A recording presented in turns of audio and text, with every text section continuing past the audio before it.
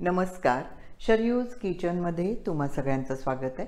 शरयूज किचनमध्ये आपण शरीराला थंडावा देणारे वेगवेगळे पेय बघतोय.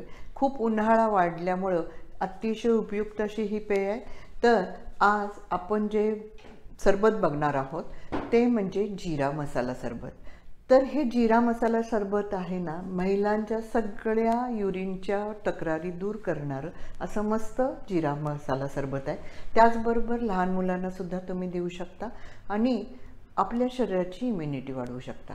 तर चला आपण जिरा मसाला सरबतचा बेस कसा करायचा ते बघूया.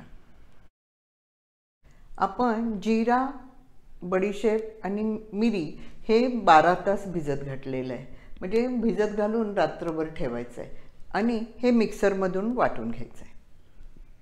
आता आपण जे मिक्सरमध्ये फिरवलेलं मिश्रण असतंय ते एका भांड्यामध्ये गरम करणार आहोत.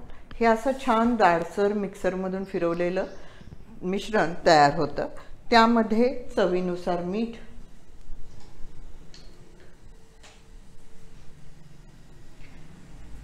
गूळ,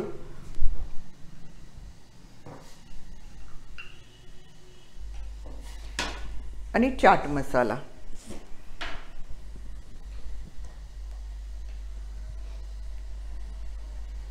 हे सगळं घालून आपण छानपैकी शिजवून घ्यायचं आहे. कारण आता हा आपला बेस होणार आहे आणि हा बेस आपण फ्रीजमध्ये ठेवू शकतो.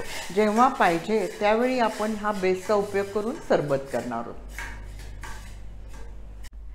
ह्याचं छान शिजवल्यानंतर असं घट्ट मिश्रण तयार होतं. आता हे मिश्रण तुम्ही गार करून बाटलीमध्ये भरून ठेवा फ्रीजमध्ये आणि जेव्हा आपल्याला सरबत तयार करायचं आहे तेव्हा त्याचा वापर करायचा. आपलं मिश्रण थंड झालेलं आहे. आता आपण एका ग्लासमध्ये सरबत कसं बनवायचं ते बघूया. एका ग्लासमध्ये बर्फाचे तुकडे घालायचे, त्यामध्ये सब्जाचं बी घालायचे, त्याचबरोबर थंड झालेलं जे मिश्रण आहे ते घालायचं आहे.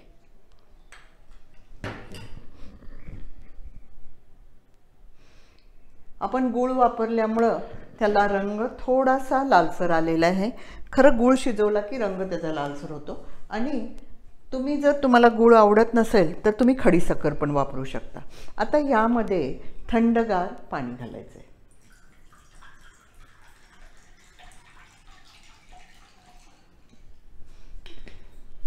आणि सगळं मिश्रण एकसारखं हलवून घ्यायचं.